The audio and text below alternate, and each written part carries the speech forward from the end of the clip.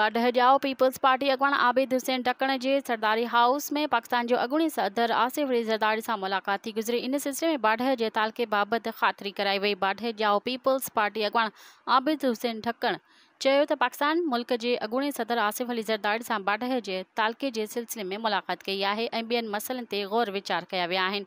बाडह वासियुनि जे तरक़ियाती कमनि ऐं मसइलनि ते जाखोड़ कई आहे। सदाईं पीपल्स पार्टी ग़रीब तबके जी हिम्मत अफ़ज़ाई कई आहे। असीं बाडह शहरियुनि जे हर मसइले खे उजागर कयो आहे। इंशाअल्लाह ईंदड़ इलेक्शन में कामयाबी पीपल्स पार्टी दी थींदी। वज़ीर आज़म बिलावल भुट्टो ज़रदारी थींदो जेको नौजवाननि जो मुस्तक़बिल ठाहींदो।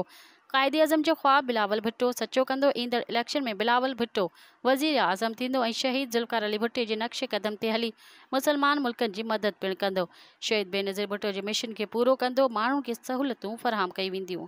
मज़ीद ख़बरनि ऐं तफ़सीलात लाइ विज़िट कयो असांजी वेबसाइट www.awamiNewsHD.com ऐं ॾिसंदा रहो अवामी न्यूज़ HD।